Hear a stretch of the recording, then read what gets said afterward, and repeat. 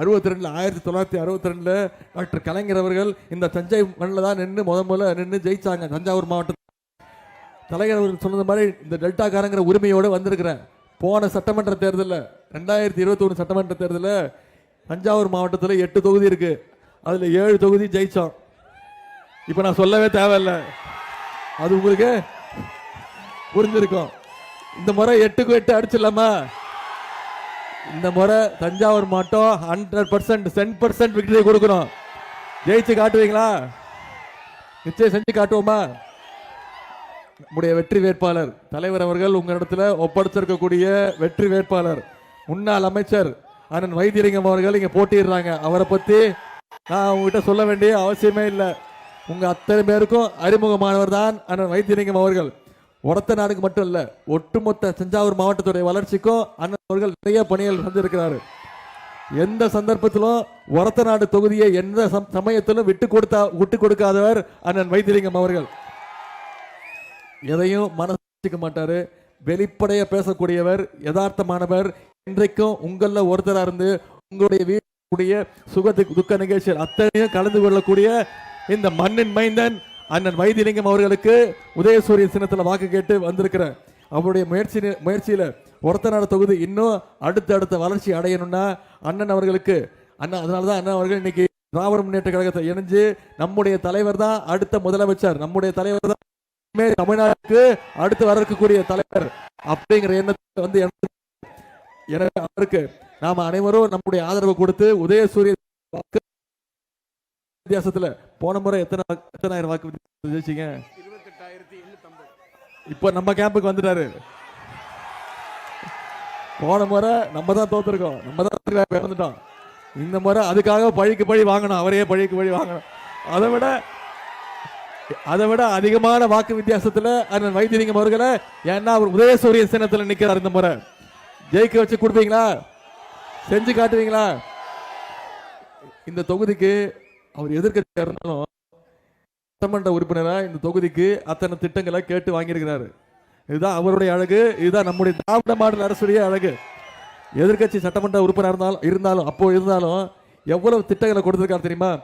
170 கோடி ரூபாய் மதிப்பீட்டில் நடுவூர் ஊராட்சியில நெல் சேமிப்பு கிடங்கு அமைக்கும் பணிகள் உங்களுடைய சட்டமன்ற உறுப்பினர் வைத்தியலிங்கம் அவர்கள் கொடுத்தது. நெல் கொள்முதல் பணிகளை துரிதப்படுத்தும் விதமாக பஞ்சநதி கோட்டை ஊராட்சியில 2 கோடி ரூபாய் மதிப்பீட்டில் அதிதிறன் நெல் கொள்முதல் நிலையம் அண்ணன் வைத்தியலிங்கம் அவர்கள் இந்த தொகுதிக்கு கொண்டு வந்தது. 13 கோடி ரூபாய் மதிப்பீட்டில் ஒரத்த நாடு பேரூராட்சியில முத்தம்மாள் சத்திரம் இன்னைக்கு புனரமைப்பு பணிகள் நடந்து வருகிறது. 7 கோடி ரூபாய் மதிப்பீட்டில் தோப்பு விடுதி ஊராட்சி அரசு தொழிற்பயிற்சி நிலையம் இன்னைக்கு அவர் கொண்டு வந்தது. 2 கோடி ரூபாய் மதிப்பீட்டில் குறுங்குளம் ஊராட்சியில புதிய பாலம் அவருடைய உயர்வு வந்தது. ஒரத்தநாடு அரசு ஆண்கள் மேல்நிலை பள்ளியில இன்னைக்கு சிறு விளையாட்டம் indoor stadium, mini indoor stadium என்ற பணிகள் நடைபெறுகின்றது. 33 லட்சம் ரூபாய் பொய்யுண்டார் கோட்டை ஊராட்சியில உலர் தளத்துடன் கூடிய கிடங்கு அண்ணன் வைத்தியலிங்கம் அவர்கள் இந்த தொகுதிக்கு கொடுத்தது. 34 லட்சம் ரூபாய் மதிப்பீட்டில் நெய்வாசல் ஊராட்சியில குளிர்விப்பு நிலையம் அண்ணன் வைத்தியலிங்கம் அவர்கள் இங்கே கொண்டு வந்தது. அரசு சேவைகள் பொதுமக்களுக்கு எளிதாகவும் கிடைக்க வகையில திருவானம் புதிய தாலுகா உருவாக்கப்பட்டிருக்கு. இது அத்தனையும் அவர் செஞ்சிருக்கக்கூடிய திட்டங்களுடைய சாதனைகளுடைய ஒரு சிறிய எடுத்துக்காட்டு தான்.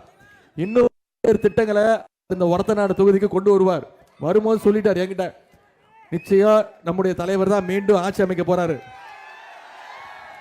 மீண்டும் திராவிட மாடல் 2.0 ஆட்சி அமைய போது. அமைஞ்சோடனே கோரிக்கைகளை நான் இப்பவே கொடுத்துடுறேன். இந்த கோரிக்கைகள்லாம் ஆட்சி அமைஞ்சோடனே நீங்க பண்ணி கொடுக்கணும்னு உரிமையோட என்கிட்ட கேட்டிருக்காரு. என்னென்ன கோரிக்கை? பாலாம்புத்தூர் குடிகாடு ஊராட்சியில ஒரு புதிய சமுதாய நலக்கூட அமைக்கணும். அரசு மருத்துவமனையை மேம்படுத்தி கூடுதல் மருத்துவமனைகளை கூடுதல் டாக்டர்ஸ் நியமிக்கணும். பொய்யுண்டார் கோட்டை காசவல் நாடு உள்ளிட்ட ஊர்களில் ஆரம்ப சுகாதார நிலையம் தேவை. ஒரத்த நாட்டில் பாதாள சாக்கடை மற்றும் கால்வாய்களை முறையாக பராமரிக்கணும். ஒக்கநாடு மேலையூர் ஊராட்சியில சுடுகாடு செல்லும் வழியில பாலம் கட்டி தரணும். தொண்டராம்பட்டு முதல் ஆம்பலாப்பட்டு வரை ஆற்று இணைப்பு பாலம் அமைக்கணும். நடுவூர் ஊராட்சியில அரசு உயர்நிலை பள்ளியை மேல்நிலை பள்ளியா தரம் உயர்த்தி கொடுக்கணும். பொய்யுண்டார் கோட்டை சிவவிடுதி உள்ளிட்ட ஊர்களில் கால்நடை மருத்துவமனை அமைச்சு கொடுக்கணும். சென்னம்பட்டி ஊராட்சி முதலையம்பட்டி கால்வாயில தண்ணீரை தேக்கி வைப்பதற்கு ஒரு டேம் கட்டணும், அணை கட்டணும். இந்த கோரிக்கை அவர் என்கிட்ட வச்சிருக்கிறாரு. நான் உங்களுக்கு ஒரு உறுதிமொழி கொடுக்குறேன். நீங்க உறுதிமொழி கொடுத்தீங்கன்னா நான் உங்களுக்கு ஒரு உரிமை கொடுக்குறேன். அண்ணன் வைத்தியலிங்கம் அவர்களை பெருவாரியான வாக்கு வித்தியாசத்தில் ஜெயிச்சு அனுப்புவீங்களா? அப்படி நீங்க அனுப்பிச்சீங்கன்னா நிச்சயம் உங்க உறுதிமொழிகளை நம்முடைய திராவிட மாடல் 2.2 ஆட்சி அமைஞ்சோன்னு முதல்ல எடுத்துட்டு போய் அத்தனை கோரிக்கைகளுக்கும் நான் உங்களுக்கு உத்தரவாதம் தரேன். அத்தனை கோரிக்கைகளையும் நான் செஞ்சு தரேன். இன்னைக்கு நான் ஒரு சட்டமன்ற வேட்பாளர், தெரியுமா உங்களுக்கு? தொகுதிக்கே போகாம ஊர் ஊரா சுத்திட்டு இருக்கேன் தானே பாக்குறீங்க. நான் சென்னையில திருவல்லிக்கேணி தொகுதியில 2வது முறையா போட்டி போடுறேன். ஜெயிச்சிருவேன் நம்பிக்கை இருக்கு. இருந்தாலும் நான் என் தொகுதிக்கு போய் ஒரே ஒரு நாள் தான் ஓட்டு கேட்டிருக்கேன், வாக்கு கேட்டிருக்கேன். ஏன் ஜெயிச்சாச்சு, எனக்கு அந்த வெற்றி முக்கியம் தான். அதை விட முக்கியம் இங்க ஒரத்த நாடுல அண்ணன் வைத்தியலிங்கம் அவருடைய வெற்றி. அதனாலதான் நான் என் தொகுதியை விட்டுட்டு இங்க ஒரத்த நாடுக்கு உங்களெல்லாம் பார்க்க வந்திருக்கேன். உதயசூரியன் சின்னத்துல வாக்களிக்கணும்னு கேட்க வந்திருக்கிறேன். நான் கடந்த ஒரு வாரமா தமிழ்நாடு முழுக்க கிட்டத்தட்ட 30 சட்டமன்ற தொகுதிக்கு அங்க இருக்கக்கூடிய மக்களை, நம்முடைய கழக நிர்வாகிகளை, நம்முடைய கூட்டணி கட்சி நிர்வாகிகள்லாம் சந்திச்சு, தலைவர்கள்லாம் சந்திச்சு வாக்கு கேட்டுக்கிட்டு இருக்கேன். மீண்டும் உதயசூரியனுக்கு வாய்ப்பு கொடுங்க, மீண்டும் நம்முடைய தலைவர் முதலமைச்சர் ஆகணும்னு இந்த பிரச்சாரத்தை மேற்கொண்டு வரேன். அதே மாதிரி நம்முடைய தலைவர் அவர்களும் கடந்த 4 நாட்களா தமிழ்நாடு முழுக்க பிரச்சாரம் பண்ணிட்டு இருக்கிறாரு. மீண்டும் எந்த நம்பிக்கையில மக்களை போய் சந்திக்கிறோம்? வெறும் தேர்தலுக்கு தேர்தல் மக்களை சந்திக்கிற இயக்கமா திமுக? கிடையாது. என்னைக்குமே மக்களோடு கூட இருக்கக்கூடிய இயக்கம் திராவிட முன்னேற்ற கழகம். அந்த உரிமையோடு சென்ற சட்டமன்ற தேர்தலில் நம்ம கொடுத்த வாக்குறுதியை காப்பாற்றிருக்கிறோம் அப்படிங்கிற அந்த நம்பிக்கையோடு தமிழ்நாட்டில் இருக்கக்கூடிய ஒவ்வொரு குடும்பத்திலும் ஏதாவது ஒரு திட்டம், திராவிட மாடல் ஆட்சியுடைய ஏதாவது ஒரு திட்டம் நிச்சயமா போய் சேர்ந்து வீட்டுக்கு ஒரு பயனாளி நிச்சயம் இருப்பாங்கிற நம்பிக்கையோடு இங்க மக்களை சந்திக்க வந்திருக்கிறோம். சில திட்டங்களை மட்டும் உங்களுக்கு நினைவுபடுத்த விரும்புகிறேன். போன சட்டமன்ற தேர்தல் போது நாம கொடுத்த ஒரு முக்கியமான வாக்குறுதி, மகளிருக்கு கட்டணமில்லா பேருந்து திட்டத்தை அறிமுகப்படுத்துவோம்னு சொன்னோம். முதலமைச்சராக பொறுப்பேற்று நம்முடைய தலைவர் முதலமைச்சராகி போட்ட முதல் கையெழுத்து மகளிருக்கு கட்டணமில்லா பேருந்து திட்டம். மகளிரும் மாசம் 900 ரூபாயிலிருந்து 1000 ரூபாய் வரைக்கும் சேமிச்சிருக்கிறாங்க. அதே மாதிரி நம்முடைய தேர்தல் இருக்கையில சொல்லாத திட்டம், கல்வி ரொம்ப ரொம்ப முக்கியம். குழந்தைங்க பள்ளிக்கூடத்துக்கு வந்து படிக்கணும்னு, படிக்கும் போது பசியோட படிக்க கூடாதுன்னு நம்முடைய தலைவர் முதலமைச்சர் அறிமுகப்படுத்துற திட்டம் தான் காலை உணவு திட்டம். 1ஆம் வகுப்புலேருந்து 5ஆம் வகுப்பு வரை படிக்கக்கூடிய குழந்தைங்க காலைல பள்ளிக்கூடத்துக்கு வந்தாங்கன்னா முதல்ல அவங்களுக்கு தரமான உணவு, காலை உணவு, தரமான கல்வியை நம்முடைய அரசு கொடுத்துருக்கு. சரி, பள்ளிக்கூடத்துக்கு வர வச்சுட்டோம் குழந்தைங்களை, கல்லூரிக்கு வர வைக்க வேணாமா? அதை ஊக்குவிக்க கல்வி ஊக்கத்தொகை கொடுத்தோம். அரசு பள்ளியில் படிச்சு எந்த கல்லூரியில் போய் சேர்ந்தாலும், தனியார் கல்லூரியாக இருந்தாலும் சரி, ஒவ்வொருத்தருக்கும் மாசம் 1000 ரூபாய் கல்வி ஊக்கத்தொகை நம்முடைய திராவிட மாடல் அரசு வழங்கியிருக்கு. 13 லட்சம் மாணவ மாணவிகள் இதுல திட்டத்தில் பயன்பெற்று இருக்கிறாங்க. இப்படி பல்வேறு திட்டங்கள். நான் முதல்வன் திட்டத்தில் வேலை வாய்ப்பு 3 லட்சம் பேருக்கு வேலை வாய்ப்பை உறுதி செஞ்சிருக்கிறோம். 10 லட்சம் கல்லூரி மாணவ மாணவிகளுக்கு லேப்டாப் திட்டத்தை அறிமுகப்படுத்தி ஒரே மாசத்துல கொடுத்துருக்கிறோம். கொடுத்துருவாங்கம்மா, கொடுத்துருவாங்க. 10 லட்சம். எந்த எந்த எந்த இயர்? ஃபைனல் இயரா? கொடுத்துருவான். இந்த தேர்தல் வாக்குறுதி கொடுத்துருக்கிறோம். 5 ஆண்டுகள்ல 30 லேப்டாப் கொடுப்போம்னு வாக்குறுதியை தலைவர் கொடுத்துக்கிறாரு.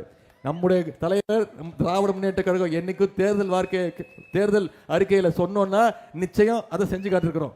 அதற்கு சிறந்த உதாரணம் போன சட்டமன்ற தேர்தல் போது நம்ம கொடுத்த வாக்குறுதி, மகளிர் இது உரிமை தொகை கொடுப்போம்னு சொல்லியிருக்கிறோம். சென்ற கடந்த 3 வருஷமா 1,31 லட்சம் மகளிருக்கு கலைஞர் மகளிர் உரிமை தொகை திட்டம் அமுல்படுத்தி மாசம் 1000 ரூபாய் கொடுத்திருக்குது நம்முடைய திராவிட முன்னேற்ற கழகம் அரசு, நம்முடைய முதலமைச்சர். இந்த மகளிர் உரிமை தொகை திட்டத்தை எப்படியாவது நிப்பாட்டணும்னு அதிமுகவும் பாஜகவும் முயற்சி பண்ணாங்க. தேர்தல் வருது, தேர்தலை காரணம் காட்டி நிப்பாட்டணும்னு முயற்சி பண்ணாங்க. ஆனால் நம்முடைய முதலமைச்சர் என்ன பண்ணார் தெரியுமா? பிப்ரவரி மாதம், மார்ச் மாதம், ஏப்ரல் மாதம் 3 மாதத்துக்கு சேர்த்து 3000, கோடை கால சிறப்பு நிதி 2000, 5000 ரூபாய் ஒரே நாளில் 1,31 லட்சம் மகளிருக்கு, 1,31 லட்சம் குடும்பங்களுக்கு நம்முடைய முதலமைச்சர் அவர்கள் கொடுத்தாங்க. நம்முடைய முதலமைச்சர் காலையில் 6:30 மணிக்கு எல்லா மகளிருடைய அக்கௌண்ட்லையும் அமைச்சிட்டாரு. 6:30 மணிக்கு போச்சு பணம். 9 மணிக்கு எல்லா மகளிரும் பேங்க்ல போய் பணத்தை எடுத்துட்டாங்க. ரொம்ப தெளிவு. ஏன் தெரியுமா? அவங்களுக்கு அவ்வளவு பயம், மோடி எடுத்துருவாரு, மினிமம் மினிமம் பேலன்ஸ் சொல்லி முதலமைச்சர் கொடுத்த பணத்தை, எங்க அண்ணன் கொடுத்த பணத்தை மோடி எடுத்துருவாருன்னு சொல்லி அந்த பயத்தில் எடுத்துட்டாங்க. இப்ப உரிமை தொகை முதலமைச்சர் அறிவிச்சிருக்கிறாரு. என்ன வாக்குறுதி கொடுத்திருக்கிறோம்? மகளிர் உரிமை தொகை நம்முடைய ஆட்சி அமைஞ்சோன்னு 1000 ரூபாயிலிருந்து 2000 ரூபாய் உயர்த்தி தருவோம்னு வாக்குறுதி கொடுத்திருக்கிறோம். காலை உணவு திட்டம் 5ஆம் வகுப்பு இல்லை 8ஆம் வகுப்பு வரைக்கும் விரிவுபடுத்தப்படும் வாக்குறுதி கொடுத்திருக்கிறோம். தமிழ் புதல்வன் திட்டம், புதுமை பெண் திட்டம் 1000 ரூபாய் இல்ல 1500 ரூபாய் உயர்த்தி கொடுப்போம். கல்வி ஊக்கத்தொகைன்னு வாக்குறுதி கொடுத்திருக்கிறோம். முதியோர் உதவித்தொகை OAP இப்ப 1200 கொடுத்துட்டு இருக்கோம். ஆட்சி அமைஞ்சோன்னு 2000 ரூபாய் உயர்த்தி கொடுப்போம்னு வாக்குறுதி கொடுத்திருக்கிறோம். 50 லட்சம் இளைஞர்களுக்கு வேலை வாய்ப்பு திட்டம் உறுதியளிக்கிற திட்டம். 5 வருஷத்துல 35 லட்சம் மாணவ மாணவிகளுக்கு, அனைத்து கல்லூரி மாணவ மாணவிகளுக்கும் லேப்டாப் வழங்குவோன்னு ஒரு திட்டம். மகளிர் சுய உதவி குழுக்களுக்கு 5 லட்சம் வரைக்கும் எந்த வித கேரண்டியும் இல்லாம லோன் கொடுப்போம் அப்படின்னு ஒரு வாக்குறுதி கொடுத்திருக்கிறோம். அடுத்த 5 ஆண்டுகள்ல 10 லட்சம் கலைஞர் கனவு இல்லம் கட்டப்பட்டு யார் யாருக்கெல்லாம் வீடு இல்லையோ அவங்க அத்தனை பேருக்கும் வீடு கொடுக்கப்படும்னு வாக்குறுதி கொடுத்திருக்கிறோம். இது எல்லாத்தை விட மிக மிக முக்கியமான ஒரு வாக்குறுதி கொடுத்திருக்கிறோம். உங்களுக்கு தெரிஞ்சிருக்கும், அனைத்து மகளிருக்கும் நம்முடைய முதலமைச்சர்கள் பொறுப்பேற்றோன்னு அனைத்து மகளிருக்கும் 8000 ரூபாய் மதிப்புள்ள ஒரு அந்த கூப்பன் வச்சு மகளிர் அவங்க வீட்டுக்கு என்ன தேவையோ மின்சாதன பொருட்கள் என்ன வேணுமோ அவங்களே முடிவு பண்ணி அவங்களே போய் வாங்கிக்கலாம். இதெல்லாம் நிறைவேற்றணும்னா மீண்டும் நம்முடைய திராவிட மாடல் 2.0 ஆட்சி அமையணும். அதற்கு இந்த ஒரத்தநாடு சட்டமன்ற தொகுதியில் அண்ணன் வைத்தியலிங்கம் அவர்களை பெருவாரியான வாக்கு வித்தியாசத்தில் ஜெயிக்க வைக்கணும். செய்வீங்களா?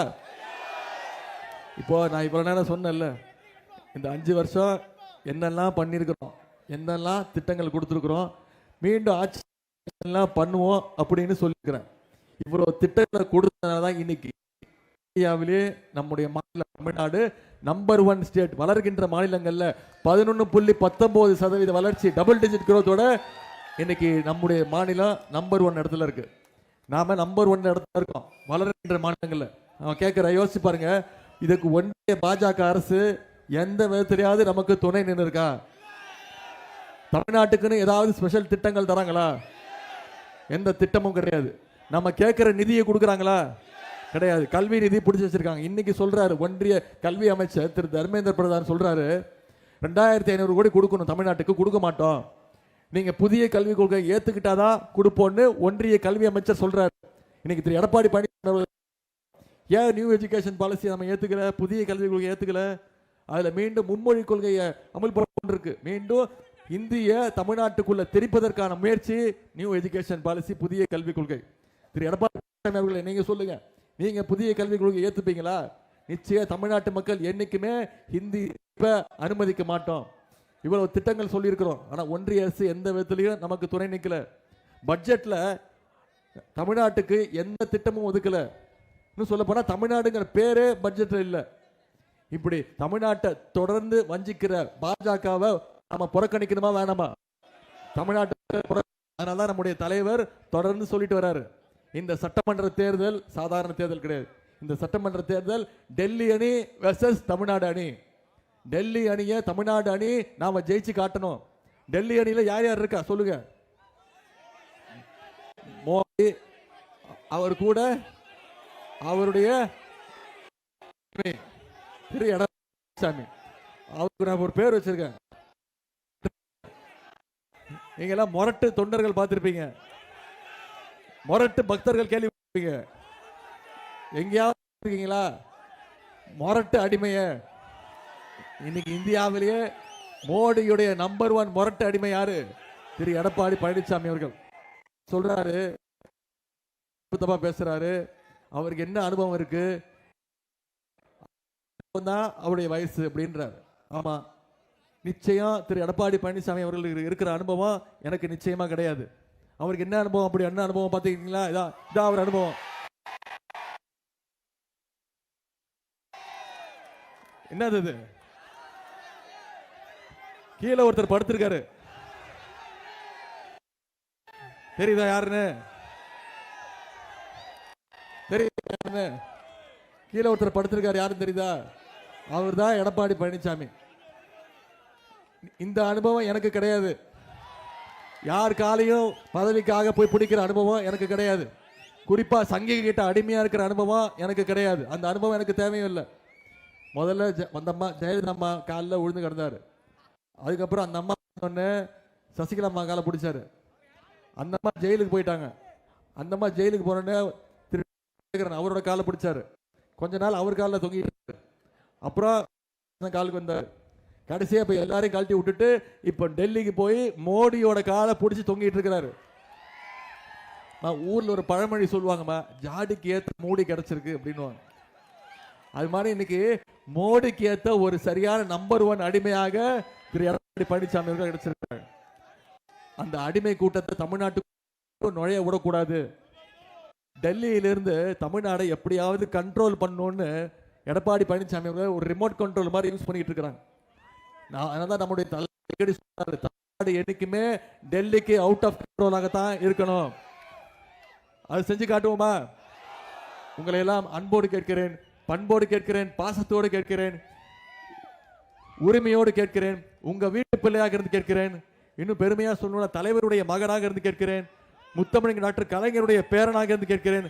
உதயசூரியன் சின்னத்துல வாக்களிச்சு அண்ணன் வைத்தியலிங்கம் அவர்களை பெருவாரியான வாக்கு வித்தியாசத்தில் ஜெயிக்க வச்சு நீங்க சட்டமன்றத்துக்கு அனுப்பணும். அனுப்புவீங்களா? நீங்க அத்தனை பேரும் முடிவு பண்ணிட்டீங்க. உதயசூரியன் சின்னத்திற்கு வாக்களிக்கணும் நீங்க முடிவு பண்ணிட்டீங்க. அடுத்த 17 நாள் இந்த பிரச்சாரத்தை மக்கள்கிட்ட கொண்டு போய் சேர்த்து ஒவ்வொரு வாக்காளரையும் சந்திச்சு நம்முடைய திட்டங்களை படுத்தி எடுத்து சொல்ல அண்ணன் வைத்தியலிங்கம் அவர்களை மிக பெருவாரியான வாக்கு வித்தியாசத்தில் ஜெயிக்க வைங்க. திராவிட மாடல் 2.2 ஆட்சி அமைஞ்சோன்னு இந்த தொகுதிக்கு என்னென்ன தேவையோ நம்முடைய முதலமைச்சர் அவர்கள் நிச்சயம் செய்வார் என்பதை கூறிக்கொண்டு உங்களுடைய அன்புக்கும் வரவேற்புக்கும் நன்றி நன்றி நன்றி. ஆதரப்பேர் உதயசூரியன்.